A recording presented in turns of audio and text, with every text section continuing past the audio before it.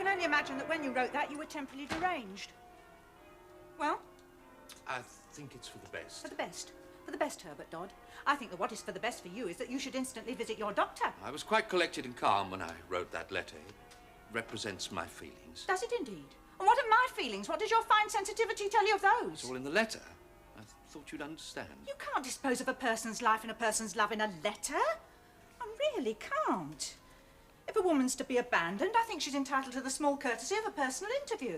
You always get the better of me face to face. I'm sorry, I wasn't aware our relationship was a contest. Oh, Kate, you know what I mean. You manage me. You're managing me now. What more can I say than that my feelings have undergone a change? I'm as helpless in the matter as a leaf in a gale. Well, you choose an apt image of your love.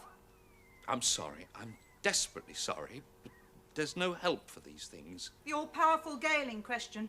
She wouldn't go by the name of Nan Drury, would she? What do you know of her? Nan Drury has nothing to do with this. You were seen, my dear, and on our bench. We have talked as friends only. The fact that we sat on that very bench is a measure of my innocence. You sat with Nan Drury on our bench. The bench on which you've made the most passionate declarations I seem to recall most of the passion was on your side. You came at me like an express locomotive. Nan Drury, insipid little seedy little daughter of Mr. Drury of Drury and Dean, the insipid little seedy estate agents. The talk in the town is that he's going bankrupt. If you're looking for a dowry there, you're making a mistake. I'm looking for nothing. She has nothing to do with it. Kindly keep her out of it. I most certainly will, if you will. As for being seen, I was at the station the other day to meet the Brighton train. I had a parcel to collect. Well? I saw you get off the train with Bill Frankel, the newsagent. I'm not surprised. We got into the same compartment at Brighton. No, you can't put me in the wrong. I really am more disappointed in you by the minute. Good. It'll make things easier then, won't it? I said I was disappointed in you. I didn't say I no longer wanted you. I intend to have you, my dear. The law protects women in my situation. The law? If I don't hear from you within the next 3 days that this letter was all a mistake, I shall put the matter into the hands of my solicitors. I shall sue you for breach of promise. But you can't do that. On the contrary, nothing would be simpler. This letter alone, quite apart from anything else, would be sufficient for any British jury. I should get substantial damages. But you wouldn't do it. Oh, wouldn't I? The squalor of the courts. Kisses described, money claimed, love letters read out. Oh, it's unthinkable. Don't think about it, then. There's a very simple way not to. Forget this conversation and marry me as planned. Are you telling me you'd be willing to marry a man whom you would always know you had forced into it? A man who would remember the vile threats who used to coerce him whenever he looked at you? Never you mind about my willingness. You've known well enough what that's been for the last 6 months. You just make up your mind about your willingness. But you can't bring a dead love back to life by menaces. You leave me to what I can do and what I can't do. I mean, what do you really want? Do you really want me just sordidly to marry you on top of all this? Or would you prefer your big haul of damages? Shan't you be disappointed, in fact, if all I let you get out of me is a 10-shilling gold ring and a blasphemous marriage service? For it would be blasphemous, I do assure you, between you and me. And then after the service, what? I take it you wouldn't for a moment suggest after that act of profanity that we should actually live together. That's as much my dream as it's ever been.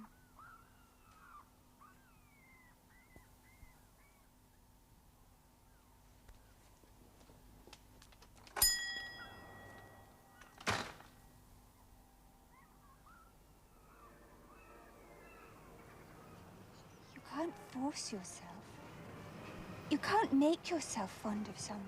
Nor can you keep yourself fond of someone. The heart has its mysteries, as the poet says. Not that it's much good quoting poetry to Kate Cookham. I shouldn't think so either. Oh, I thought she was interested at first. She was very intellectual and sensitive. She's been governess to some quite distinguished families, you know, and after all, she takes private classes now in literature and history for bigger girls. She seemed quite the blue stocking, that was at first. Then it became very hard and practical and commonplace. She wanted to help me in the bookshop. She even suggested that she had an undiscovered talent for commerce. You must have felt very trapped. Trapped? Your affections had started to wane. Yet you were committed. Exactly. Your affections had already started to wane before I came into your life. Precisely so. And it's for exactly that reason that I feel you can be so impartial in your advice. Oh, I must say, in a fix like this, it's very comfortable to have a woman to talk to. There's so much more. delicate in these matters. It's almost as though I came into the bookshop that day for a purpose. To give you guidance in your time of trouble. What are you going to do? How could she? How could she stoop to the vulgarest process known to law, the ultimate vileness between man and woman? I expect you're feeling you didn't really know her. Vulgarity, it's the thing I've hated most and tried hardest to keep out of my life. Oh, I'm sure you've succeeded. I know I'm in a dismal, downtrodden sphere enough. There are few things more lacking in dignity than a threadbare business, but I have got taste. I have got a sense of the gentle thing and the aristocratic thing.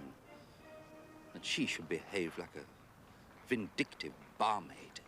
That seems to be what hurts most, doesn't it? That you could be so wrong about her. What shall you do? What I shall not do is give in. How could I live with a woman I now hate to the depths of my being? Oh, she has me in her trap, and I dare say I shall not escape without losing a limb, but I'd not marry her now if she were the last woman on the planet.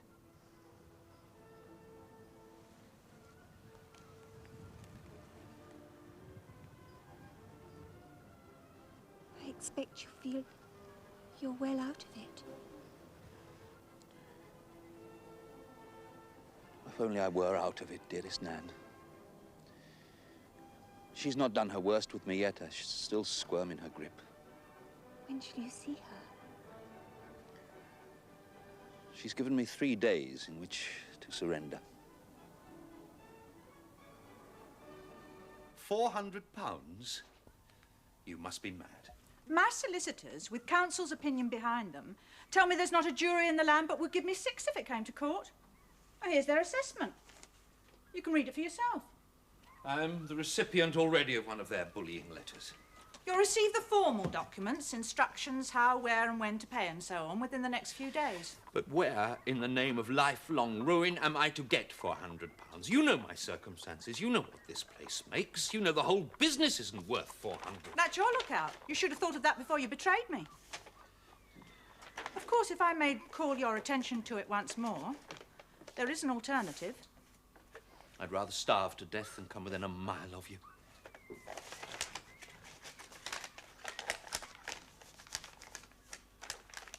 I'm glad you told her that. Of course you'd rather have starved. Nan, my dearest love. Starvation is something one might well have to get used to.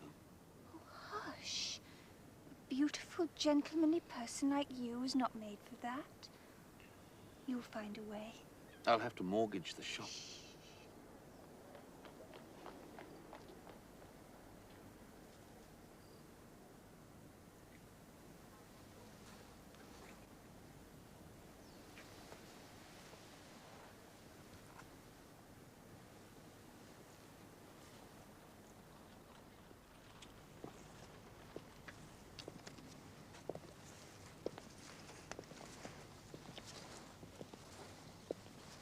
Herbert, dearest, wouldn't it be an idea for you to talk to a solicitor too? I mean, since she has... It would only be a waste of money, Nan. Kate Cookham will have made sure of that. Here we are. Happy wedding day, Mrs. Dodd. Happy nuptials to you, Mr. Dodd. All the happiness in the world, my dear. It's not quite the send-off I should have wished for a daughter of mine, but since the business collapsed... Father, you know I never wanted a big wedding, not even when I was a little girl. I know that.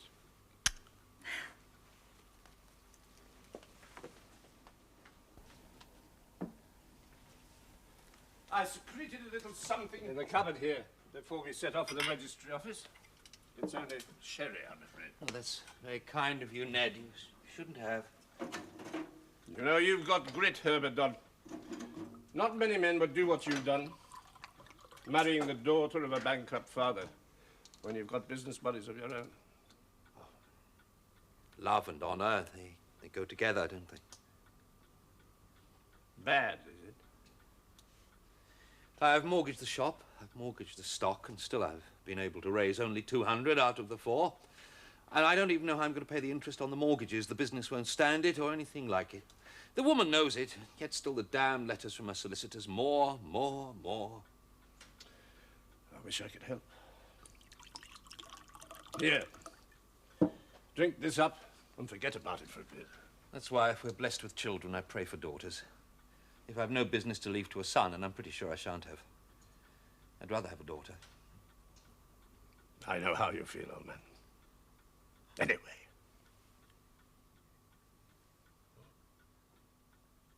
They seem very, very cruel. They're not the cruel ones. They're only following instructions. Her instructions. I'm told she's living in London now in style. On us. Shall we be able to keep our little flat here over the shop? We shall have to. It's all we've got left. Dearest, since she took legal advice, I wonder that you didn't do the same. Before being sure, I mean, that you stood no chance. Perhaps your people would see things differently from hers. All any lawyer would have wanted to do would have been to drag me into court to fight it out. But might they not have told you that she could never take you into court? With that letter? That letter was a gift to any jury. Oh, no, I'd have ended up in court, never fear. At least I've avoided that final degradation. Yes, I'm sure you're right, dearest. Anyway, I am sure you always take too gloomy a view. I'm sure everything's going to turn out well for us, isn't it? Yes, of course it is, dearest Nan. Right, up we go. That's the last of them, then, Gov. I'll put it on the cart. Usually it was moving.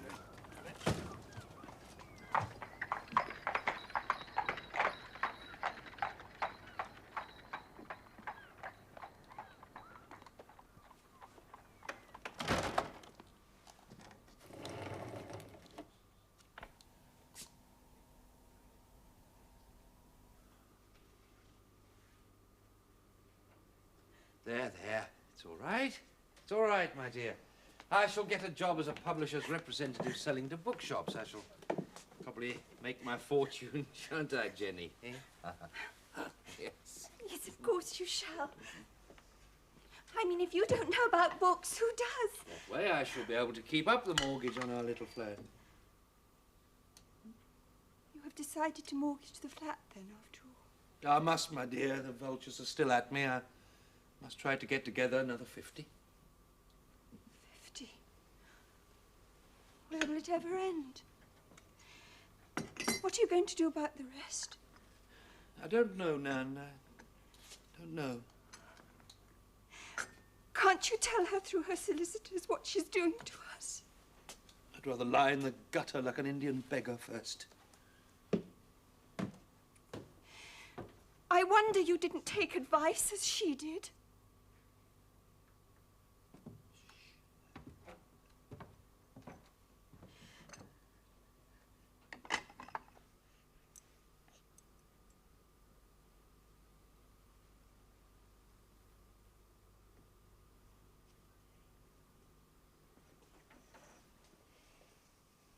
If only you'd checked. Only made sure she was within her rights. That's all I say. I sent her the 20. That's 300 she's had now. And that's all she's getting.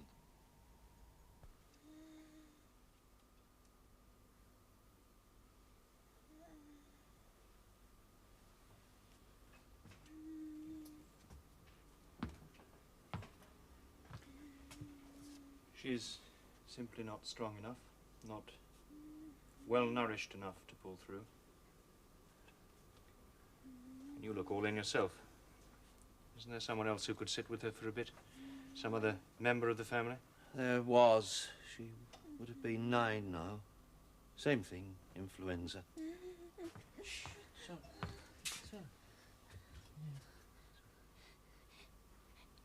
If you'd taken advice.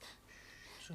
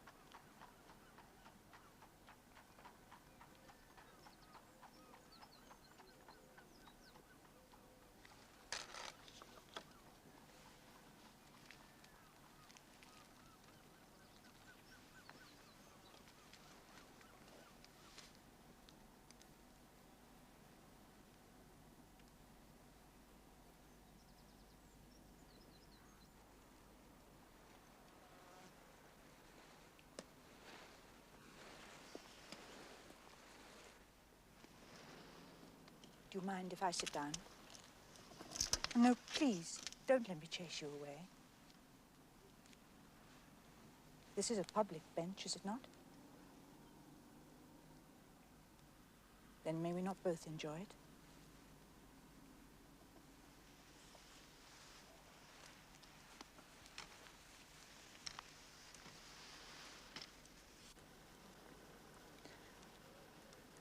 I'll go away if you wish me to. I mean now that you've seen that I'm here. I wanted you to know that I was here. I didn't want us to meet accidentally. I thought of writing to you, and then I was afraid that if I wrote, you might refuse. So, knowing that you must come here, I thought of this way. I've waited several days for you to come, but I'll do as you wish. You want me to go, I'll go. But in that case, I should like to come back.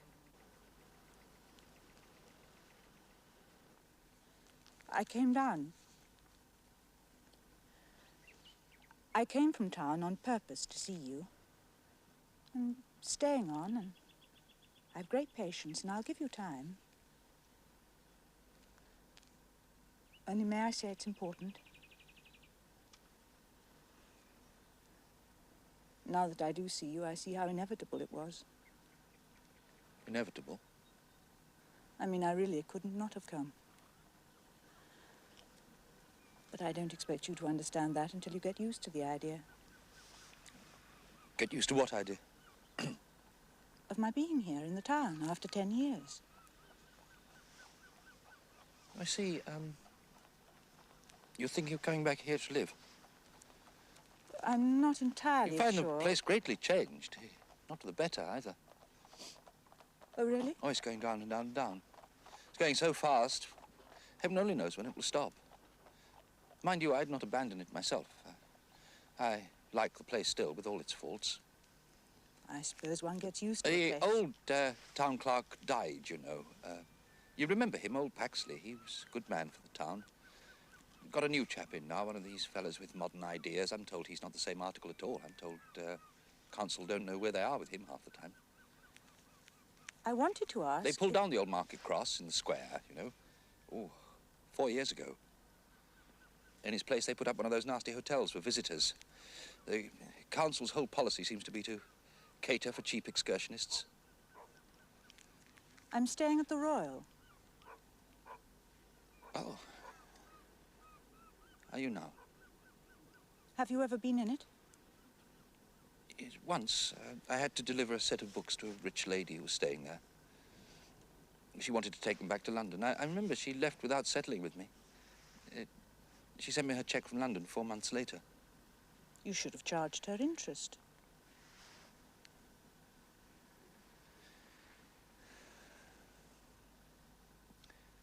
Did they have the Bijou Theatre on the end of the pier 10 years ago? I don't remember. I think... It's in a very poor way now. The company who run it are in a very precarious state, I understand. Very precarious financial state. People here won't support anything that's the least bit artistic. I sometimes wonder what they want out of life half the time. I wonder if I might prevail on you to come to Sunday tea with me tomorrow at 5. At the Royal? Yes. I gave up my modest but rather interesting little old book business ever so long ago, you know.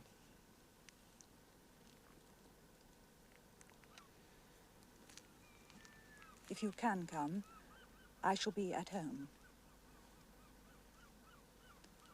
I came down, as I said, for the sole purpose of seeing you. But I leave you to decide how you feel about it. I can quite understand that it might take some thinking about. I know that I still owe you a large sum of money. If you've come to see me about that, I may as well tell you here and now that I shall be able to meet my full obligation in the future as little as I've met it in the past. I shall never be able to pay up that balance.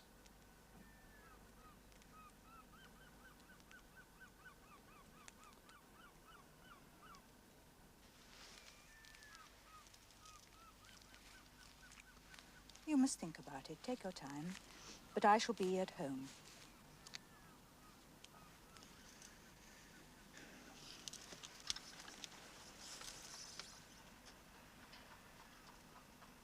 married? No, I'm not married. Oh, I see.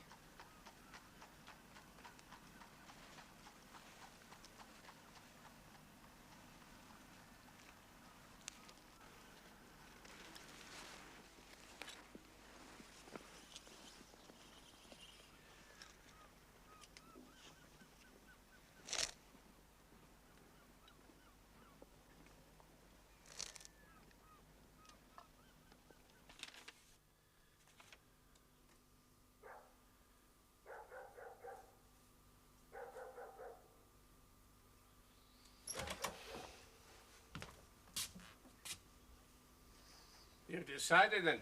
I wouldn't miss it now for the world. How's that then? I have concluded that she wants something from me. I've thought that the least I can do is to listen to what she has to say. I shouldn't have thought you'd have wanted any commerce at all with that woman. She killed your wife and my daughter and my granddaughter. As sure as hens lay eggs. If I'm to have my revenge, I've also reasoned that I must know at what point to attack. She'll give me an opening to that end when she tells me what she wants. Will she? A woman like that? My Nan might have done. Your Nan. She was unguarded as a kitten. But this one... To want something from someone is already to put yourself a little in their hands. Besides, I've decided it's an adventure. And when in my benighted life have I ever had anything remotely resembling an adventure? Especially one with sweet revenge at the end. And then we told him it was a court-martial offence if the supplies weren't found. And lo and behold, they turned up the very next day. Well, that's quartermasters for you. They sound rather enterprising to me. If you please, madam, Mr. Dodd.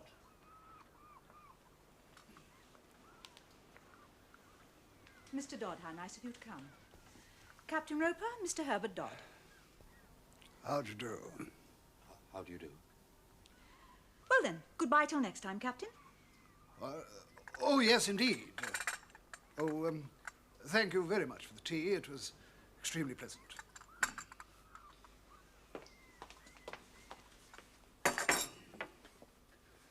Goodbye to you, sir.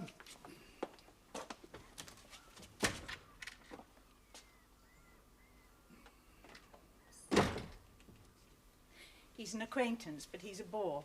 He turned up without being invited, and I told him before you came that I was expecting a gentleman with whom I should wish to be alone. And anyway, he'd had his tea. But he hadn't had his tea. Well, at any rate, you must have yours. I've come, as you see, but, I've come to understand. And if you require to be alone with me, and if I am to break bread with you, it seems to me that I must first know exactly where I am and to what you assume I commit myself. You commit yourself to nothing. You're perfectly free. It's only I who am not free. Now, won't you please sit down? Please. Have some tea. Do.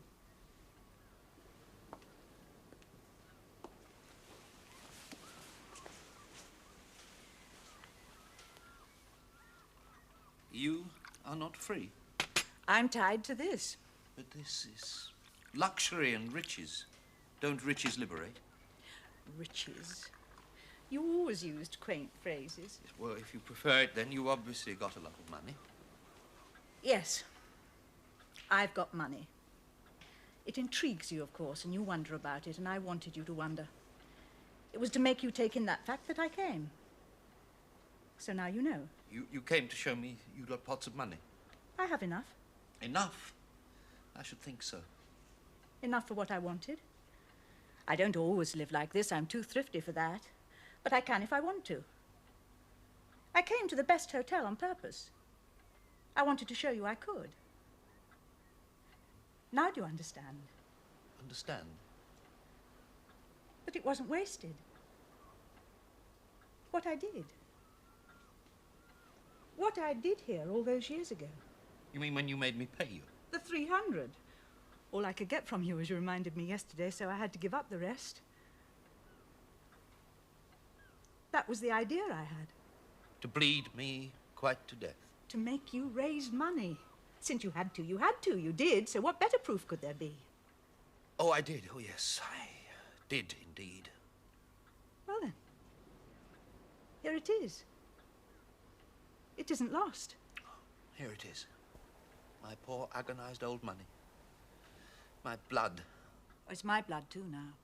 I took it from you, but this, the fact that one can live like this, that's what I've made of it. That was the idea I had. To have everything in the world at my wretched expense. To make you use your money in a way you'd never have used it yourself. My money? Do you know what my life has been? Have you any conception how I've lived, woman? My wife died, attended by a charity doctor. She was a beautiful girl when I married her. When she died, she looked like an old woman. She became an old woman, she died an old woman, because I wasn't able to give her enough food or warmth or anything that a man is supposed to provide for his woman. My daughter Jenny, she died too. She was never very strong. She died because I wasn't able to provide for her the way a father is supposed to provide for his child. And all because you had your idea. I did it for you. I did it for you. For me? Don't you understand? For what other reason could it have been? For grasp, greed, and vindictiveness. No. If it was for me, would you kindly enlighten me as to what good it has ever done me? It will do you good now. Am I to understand that your notion is to repay me? My intention is to repay you with interest. Oh.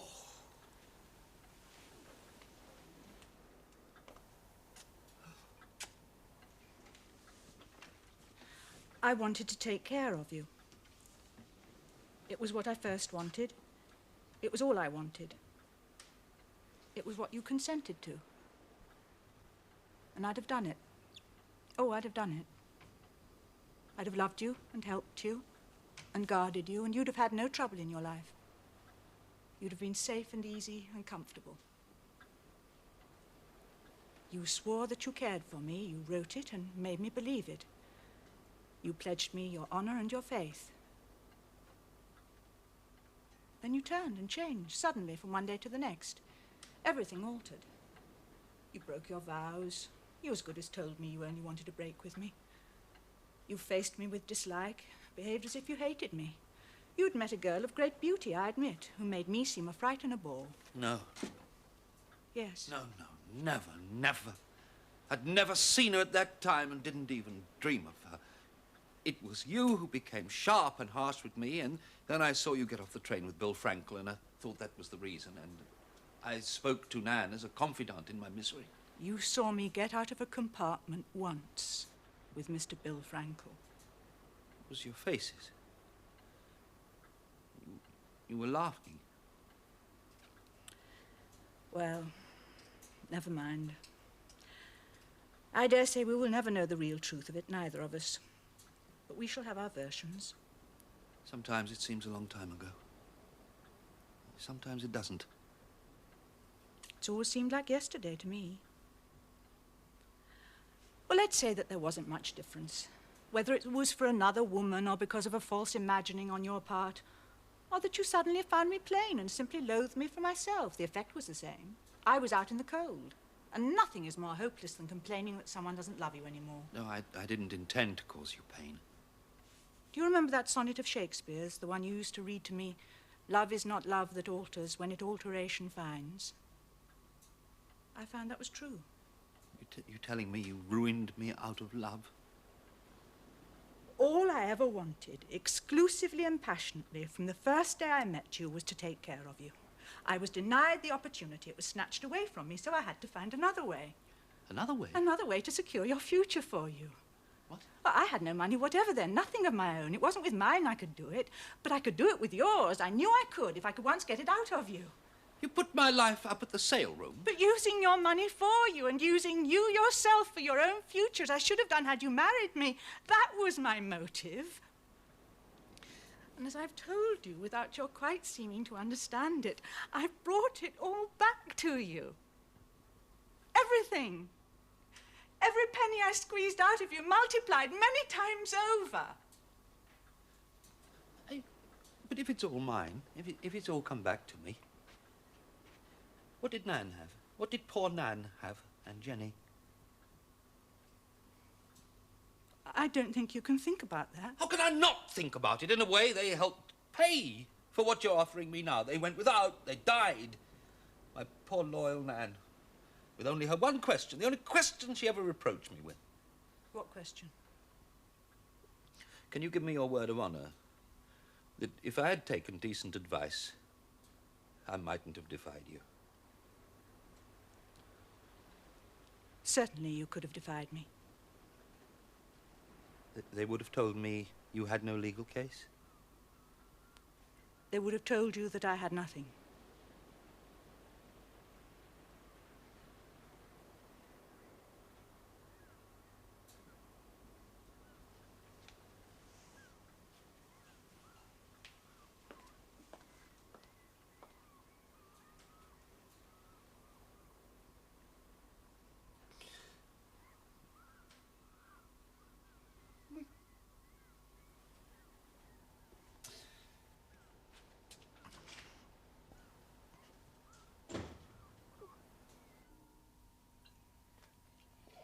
Here. You know I have never done that. Well, you've got to do something, old man. You can't sit here and mope and torment yourself the way you're doing. Where's your revenge, then? What's your precious revenge? How can you take revenge on a woman who's offering you money in handfuls? What can you do to hurt her? You can take it. That wouldn't hurt her. That's what she wants. You know, in a way, it's incredibly romantic, the fact that she still loves you. Oh, romantic. No, Herbert, first, think of her as we may. She's a staunch one. She sticks. She's terrifying. She's the strangest mixture of tenderness and patience and cruelty the world ever saw. She's like a fairy tale and a nightmare rolled into one. Well, the fairy tale part of it, I can understand that. I mean, an underclerk at the gas board suddenly being offered a fortune, but I'm hanged if I can see any nightmare in it. Oh, by the way, old man, do you mind if I dust down here tonight? Troubles with the landlady, you know. What? Troubles with the landlady. Oh, no, of course not. No, the nightmare is how can I accept a fortune with them staring at me? My lovely Nan, my lovely Jenny, who died because of what she brought on us. No, indirectly, old man, very indirectly. Directly. Well, she didn't breathe the sickness on them. She didn't know you were going to be a failure. Yeah, that's the strangest part of all. I think she did. I believe that's why she thought I needed her in the first place. Perhaps you did. I'll not take her money.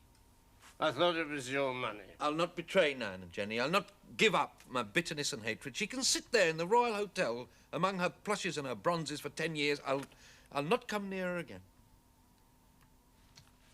Sure you wouldn't? No, hang you, no.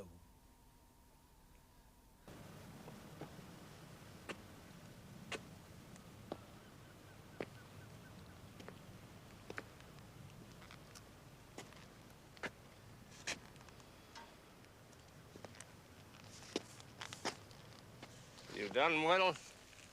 I'll say that for you. I mean, holding up the way you have. It's been a week now. I'd have thought. You'd have thought what? Oh, just plain simple curiosity, old man. I mean, the desire to know. How did she do it? Turning your money into a fortune. That'd be a trick worth hearing about all the same. Even if you did nothing about it. I'm not interested. How can you say you're not interested? I grant you full marks for holding up, but I've got eyes in my head, Herbert. I can see what it's costing you. It's costing me nothing. The main thing is it's going to cost you your job. Taking time off, day after day, to roam about the town and the promenade, like a tiger. The gas board won't stand for that. It's marvellous, you know, Ned Drury, what a tender interest you're taking in me since the prospect of money gleamed in my life. No, that's not fair, Herbert. I've always stuck by you. Bonds of marriage. Two derelicts washed up on the beach of life together. I've always looked out for you. I'm sorry.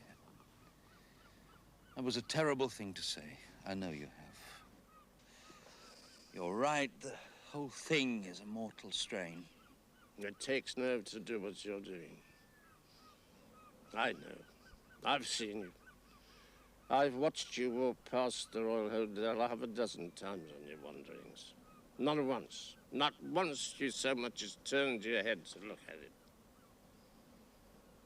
You had no sign from her? None. Nothing at all? Not a flicker. And for all you know, she may have gone back to London the first night. She may well have done. So you've lost everything. Forever. I'll have kept my self-respect. Somehow I've always managed to keep that. I've never given in to her on anything, ever.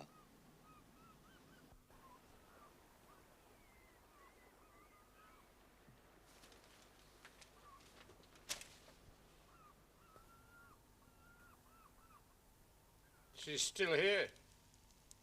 How do you know that? Well, the underporter, there's a friend of mine. I inquired of him. You shouldn't have done that. No, don't worry. She won't find out. I hardly imagine she's the type of woman who'd even pass the time of day with an underporter. And anyway, if she did hear about the inquiry, she'd hardly connect it with you. Yes, I suppose you're right. I begin to be in danger of investing her with the powers of a witch. Thank you. What do you suppose she's hanging on for? Her idea, she calls it. She has to follow it through. She's always been like that. I must be broken down. You know, you're always talking about going to see her. What if she should come to you? Come to me? She did it once, finding you there on the bench last week. I mean, what's to stop her from doing it again? Once she knows you're not going to see her, what's to stop her seeking you out again? I know her. She'd not do that a second time. She might. Suppose she did. If she came to me again, and it's an impossible if, it would mean she felt absolutely sure of success. She's not a woman to feel herself to have failed twice. It would mean she took my refusal for hollow heroics, a vain parade. That my need, my misery, my inability to go on hating, my pathetic response like a stray mongrel to the least little pat on the head would this time bring me down and bring me to heel. It would mean she assumed I was tired and frightened, that I woke every morning with my stomach in a knot of wretchedness, and that I went to bed every night as to a refuge I hoped would turn into eternity. It would mean she felt I go through life lost in a fog of terror. She would assume all that. What? Yes. Yeah, it would mean that she'd done so, yes. What would you do if she did come? I'd turn my back on her and walk straight away.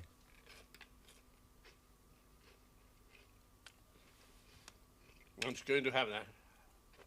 No. Do you mind? No.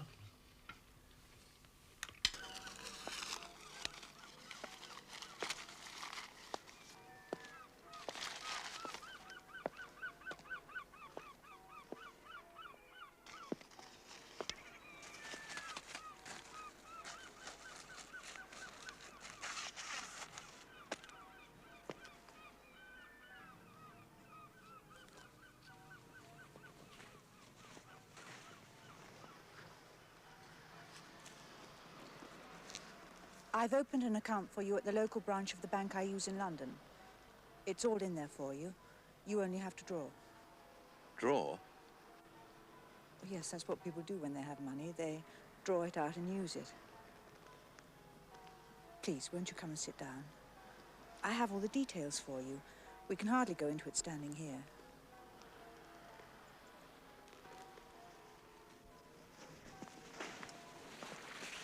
supposing I choose not to draw? Supposing I just leave it all there to gather dust? That's your choice, of course. But what it will gather will not be dust, but interest. The problem, as it were, will grow bigger and not smaller. Supposing I just give it all away to charity? Well, that, too, is your privilege. At least you'd have made your own decision about your own money. Now, this is the statement of account. This is the form of credit I've arranged for you. Here's your checkbook. You'll have to provide them with a specimen signature, of course. I should have thought you'd have given up. I should have thought you'd have gone away. Oh, come now, Herbert Dodd. As if you didn't know by what accord you hold me. You knew I wouldn't go away. You knew that if I was silent, it was because I was busy on your behalf. Swear to you, I thought nothing of the kind. You certainly knew where you could find me this morning, as I equally certainly knew where I should find you. I had no idea in the world I'd find you here. This has been my haunt over the years, not yours. It's been my habit of a lifetime to come here every Sunday morning that seemed too beautiful to be shut in church. I hadn't dreamed that you'd been here. Had I thought so, I wouldn't have come. And it was you who came to me just now, wasn't it? Not the other way around. Me who came to you, Herbert Dodd. I've been coming to you for 10 years.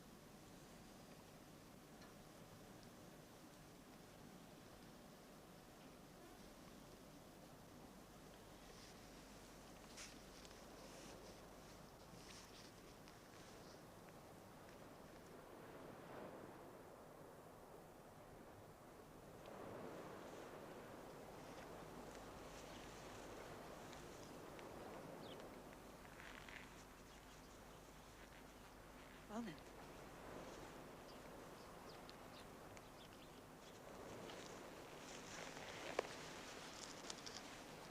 Well, then, goodbye. But don't we discuss it further? It seems so abrupt now that it's done. Oh, it's not abrupt for me. It's the end of a long journey, but it's only abrupt as all arrivals are. But it isn't an arrival, it's a departure. Well, yes, it's that too. But if you go, shan't I see you again? Do you like to see me?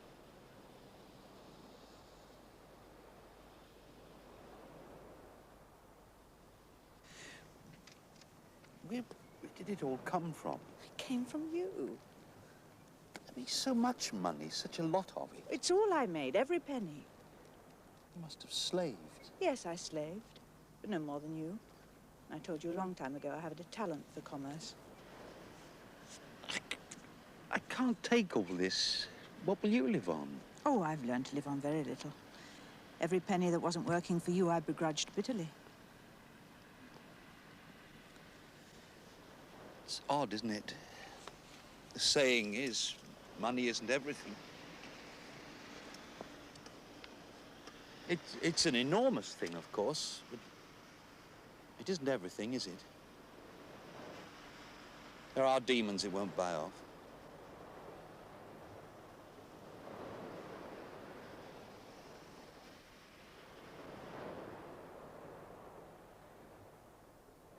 I've moved out of the flat I had in London.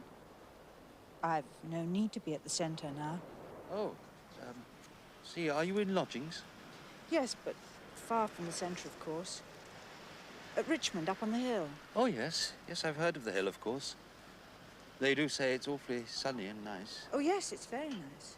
So that if it's not exactly like being at the centre, why, at least you're comfortable. Oh, yes, I shall be very comfortable. You shall stay here, shall you? Buy something here? Yes, I suppose I shall. I hadn't really thought about it. Of course, I must set Nan's father up somewhere. Oh, yes. Yes, you must do that. Well, It'll be difficult about addresses. addresses? To keep in touch. It would seem absurd not to keep in touch. Oh, I'll give you mine.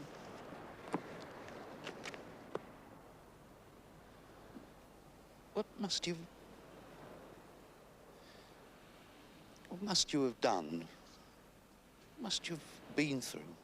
You can't think I can have made so much money honestly, is that it? Oh, you've been honest. Anything was possible under the stress of my hatred. Here's my address. Your hatred? Of what I must have been doing to you all those years. It made me desperate. Oh, but that's my story. May I not hear it? No, because I may not hear yours. But you can. Because I do not wish to hear yours. May we not talk then? No, Not ever? never.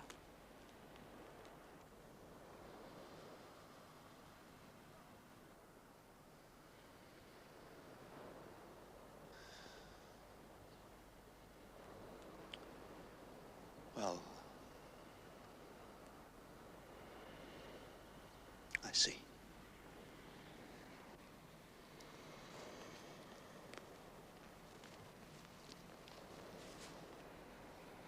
But I can still take care of you.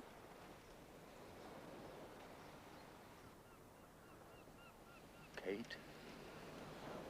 Please do.